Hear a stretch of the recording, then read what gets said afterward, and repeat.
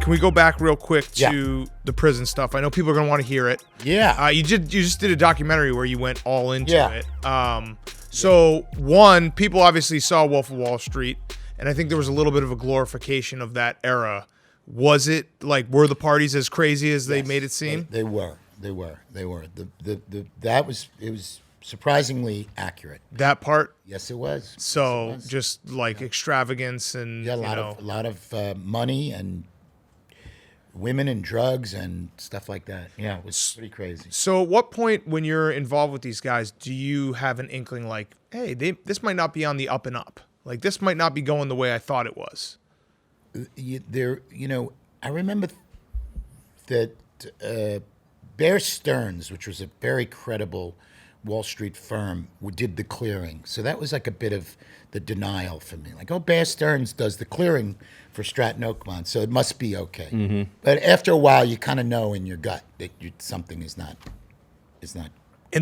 And then when the roosters come home to cook, and you're like, all right, roosters, the chicken's coming home to roost. Get your sayings right. I got it right. There you go. Come on.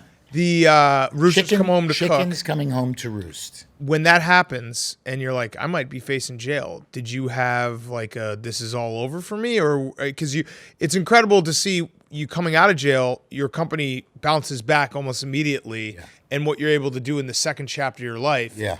Was there a moment before you went to jail, you're like, it's it, that's it for me? Oh, of course. Everybody watches as a kid movies about guys in prison. It's just the worst imaginable besides death. Prison is about as bad as it gets. And so you have this, you have that in your mind, and it is that. It is accurate. It is the worst thing. Yeah. It is completely awful. You denied all your. You're not with the people. You're not with your loved ones. Okay, and you can't. The food is terrible, and you denied your freedom. You can't leave. I mean, it's just as about as horrible as you could imagine, and the worst thing about prison is that you're not with your people. That's the worst thing. Because actually doing the time, you can do time, and human beings have the ability to adapt. You get into a little routine. Started working out. I never worked out before.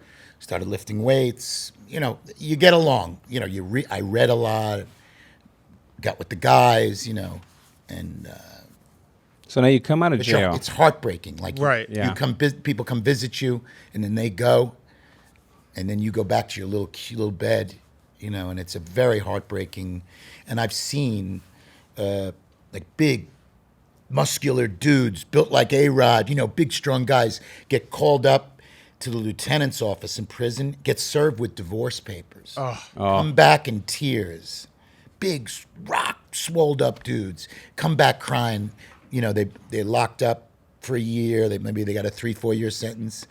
Wife leaves them after a year.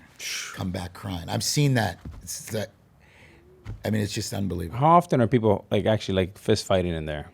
You read a lot about that. So where I was, I saw one fight in 2 years. I basically saw one fight. Most guys, penitentiary, I don't know. I wasn't in the penitentiary, but in the low or the medium or the camps, mostly a lot of drug dealers. Mostly those prisons are filled with drugs dealers. And most guys, when they have 5 years or less, they're trying to go home. Right. They're trying to get in trouble. And you don't really see a lot. So then you come out of jail, and you go back to run your wonderful company, and you give some of your fellow inmates, jobs. Yeah. Why? Well, I lived with these guys, and I try to help some of them, and it was good. It was nice to give them a chance. Yeah. Some of them worked out really well. Some of them didn't, and it's a nice thing. It says a lot about you. It's a good thing. I met some great guys, and the big thing is the drug thing. So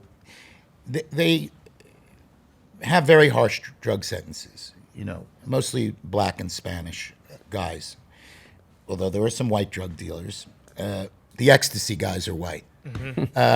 But you know, they pass really what I think are racially discriminatory sentences. You know, particularly crack cocaine came with such a heavy sentence.